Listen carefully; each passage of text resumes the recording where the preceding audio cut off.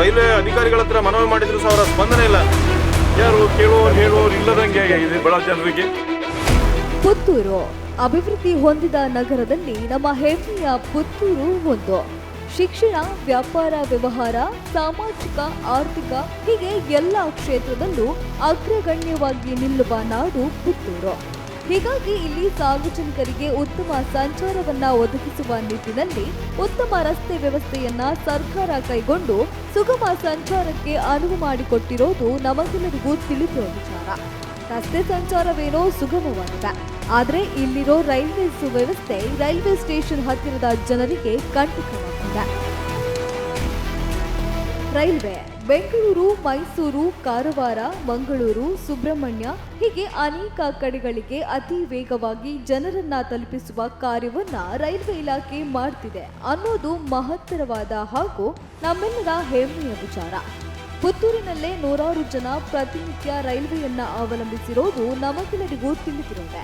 ಎಲ್ಲ ಒಳ್ಳೆ ಕಾರ್ಯ ಮಾಡುತ್ತಿರುವ ಈ ರೈಲ್ವೆ ಇಲಾಖೆ ಇದೀಗ ರೈಲ್ವೆ ಹಳಿ ಪಕ್ಕದಲ್ಲಿರುವ ಜನರ ಜೀವನಕ್ಕೆ ಬೇಲಿಯಾಗಿ ಕಂಟಕವಾಗಿದೆ. ಎಸ್, ಇದು ಪುತ್ತೂರಿನ ರೈಲ್ವೆ ಸ್ಟೇಷನ್. ಇಲ್ಲಿ ಕಾಣ್ತಾ ಇರೋ ಈ ಗುರುತು ಬೇಲಿ ಹಾಕೋದಿಕ್ಕಾಗಿ ಮಾಡಿರೋದು. ಅರೆ, ಅಂಗಡಿ ಮುಂಗಟ್ಟು ಮನೆ ಮುಂದೆ ಬೇಲಿನ ಅಂತ ಹುಬ್ಬಿರಿಸ್ತೇವೆ. ಯಾಕಂದ್ರೆ ಇದು ರೈಲ್ವೆ ಇಲಾಖೆ ಬುದ್ಧಿ ಇಲ್ಲದ ಪೆದ್ದನಂತೆ ವರ್ತಿಸ್ತಾ ಇರೋದಿಕ್ಕೆ ಹಿಡಿದ ಕೈಕನ್ನಡಿ. ಎಸ್, ಕಬಕ ಪುತ್ತೂರು ರೈಲ್ವೆ ನಿಲ್ದಾಣದಲ್ಲಿ ರೈಲ್ವೆ ಇಲಾಖೆಯ ಜಾಗಕ್ಕೆ ಬೇಲಿ ಹಾಕೋ ಕಾರ್ಯಕ್ಕೆ ರೈಲ್ವೆ ಇಲಾಖೆ ಮುಂದಾಗಿದೆ.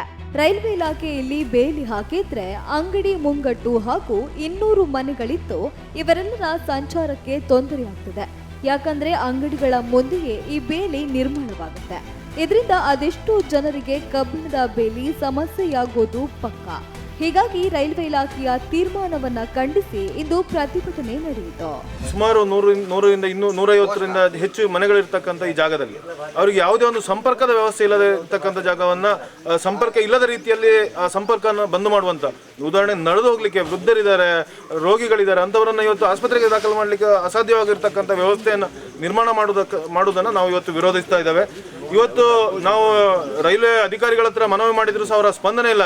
ಯಾಕೆಂದ್ರೆ ರೈಲ್ವೆ ಅಧಿಕಾರಿಗಳ ಮನವಿ ಮಾಡ್ತಾ ಇದ್ದಾರೆ, ಏನು ಬೆಳವಣಿಗೆ, ನಾವು ಯಾವುದೇ ಅಭಿವೃದ್ಧಿ ಕಾರ್ಯಗಳು, ಈ ದೇಶ ತುಂಬಾ ವೇಗವಾಗಿ ಅಭಿವೃದ್ಧಿ ಆಗ್ತಾ ಇದೆ, ಆದ್ರೆ ಯಾವುದೇ ಅಭಿವೃದ್ಧಿ ಕಾರ್ಯಗಳು ನಮ್ಮ ಅಡ್ಡಿ ಇಲ್ಲ. ಆದ್ರೆ ಏನು ಕೆಲಸಗಳನ್ನ ಮಾಡ್ತಾ ಇದ್ದಾರೆ, ಏನು ಅಭಿವೃದ್ಧಿ ಮಾಡ್ತಾ ಇದ್ದಾರೆ ಅದನ್ನು ಜನರಿಗೆ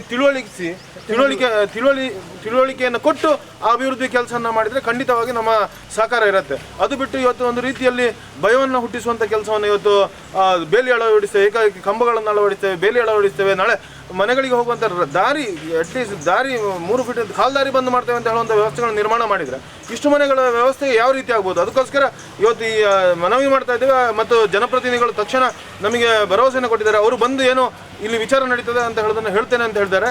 ಇವತ್ತು ಜನಪ್ರತಿನಿಧಿಗಳು ಬಂದು ಈ ಭಾಗದ ಜನರಿಗೆ ಏನು ತೊಂದರೆ ಆಗದ ರೀತಿಯಲ್ಲಿ ಅಭಿವೃದ್ಧಿ ಕಾರ್ಯವನ್ನು ಮಾಡುವಾಗ ನಮ್ದೇನೂ ಅಡ್ಡಿ ಇಲ್ಲ. ಅದು ಜನಪ್ರತಿನಿಧಿಗಳು ಮತ್ತು ಈ ರೈಲ್ವೆ ಇಲಾಖೆಯ ಅಧಿಕಾರಿಗಳು ಬಂದು ಇಲ್ಲಿ ಏನು ನಡೀತದೆ ಅಂತ ಹೇಳೋದನ್ನು ಸ್ಪಷ್ಟಪಡಿಸಬೇಕು ಅಂತ ಹೇಳೋದನ್ನು ನಾವು ಇವತ್ತು ಆಗ್ರಹಪೂರ್ವಕವಾಗಿ ಹೇಳ್ತಾ ಇದ್ದೇವೆ. ನಗರಸಭಾ ವ್ಯವಸ್ಥೆ, ಲೋಕಸಭಾ ಸದಸ್ಯರು ಅವರ ಕಡೆಯಿಂದಲೂ ಏನು ನಡೀತದೆ ಅಂತ ಜನರಿಗೆ ಹೇಳಿ ಮಾಡಬೇಕು ಅಂತ ಹೇಳೋದನ್ನು ನಿನ್ನೆ ರಾತ್ರಿ ತನಕ ಮಾತಾಡಿದ್ದಾರೆ, ಇವತ್ತು ಬೆಳಿಗ್ಗೆ ಮಾತಾಡಿದ್ದಾರೆ. ಆದರೂ ಆ ಕೆಲಸಗಳನ್ನು ಮಾಡುವಂಥ ಪ್ರಯತ್ನಗಳು ನಡೀತಾ ಇದೆ. ಅಧಿಕಾರಿಗಳು ಏನು ನಡೀತದೆ ಅಂತ ಹೇಳೋದನ್ನು ಹೇಳೋದಿಲ್ಲ, ಕೇವಲ ಗುತ್ತಿಗೆದಾರರನ್ನ ಅಥವಾ ಕೆಲಸಗಾರರನ್ನ ಕಳಿಸ್ತಾರೆ. ಅದಕ್ಕೋಸ್ಕರ ರೈಲ್ವೆ ಇಲಾಖೆ ಅಧಿಕಾರಿಗಳು ಜನಪ್ರತಿನಿಧಿಗಳು ಒಟ್ಟಿಗಿದ್ದು ಕೆಲಸವನ್ನು ಮಾಡಲಿ, ನಮ್ದೇನು ಆಕ್ಷೇಪ ಇಲ್ಲ. ಪ್ರತಿಭಟನಾಕಾರರು ಸ್ಥಳದಲ್ಲೇ ನಿಂತು ಪುತ್ತೂರು ಶಾಸಕರಿಗೆ ಹಾಗೂ ಸಂಸದರಿಗೆ ರೈಲ್ವೆ ಇಲಾಖೆ ಅಧಿಕಾರಿಗಳಿಗೆ ಕರೆ ಮಾಡಿ ಸಮಸ್ಯೆ ಬಗ್ಗೆ ತಿಳಿಸಿದ್ರು. ಸಮಸ್ಯೆ ಆಲಿಸಿದ ಗುತ್ತಿಗೆದಾರ ಶಿವಕುಮಾರ್ ಅವರು ಇಲ್ಲಿ ಕಾಮಗಾರಿ ನಡೆಸೋದಿಲ್ಲ, ಬೇಲಿ ಹಾಕೋದಿಲ್ಲ ಎಂದು ಹೇಳಿ ಕಾರ್ಮಿಕರನ್ನ ಕರೆದುಕೊಂಡು ವಾಪಸ್ ಹೋಗಿದ್ದಾರೆ. ಈ ಮೂಲಕ ಬೇಲಿ ಹಾಕೋ ಕಾರ್ಯ ಸುಖಾಂತ್ಯ ಕಂಡಿದೆ.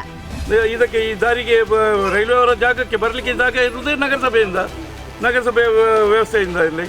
ಆದ್ದರಿಂದ ಇಲ್ಲಿ ಮಾಡಲಿಕ್ಕೆ ಸಾಧ್ಯವೇ ಇಲ್ಲ. ಅವರು ನಮ್ಮ ಹತ್ರ ಏನು ನಗರಸಭೆಗೆ ಏನು ತಿಳಿಸದೆ ಇದು ಮಾಡದೆ ನಗರಸಭೆಯ ದಾರಿಯನ್ನು ಬಂದ್ ಮಾಡುವುದು ಹೇಳಿದ್ರೆ, ನಗರಸಭೆಯಿಂದ ಆಲ್ರೆಡಿ ನಾವು ಅಭಿವೃದ್ಧಿ ಮಾಡಿದ್ದೇವೆ.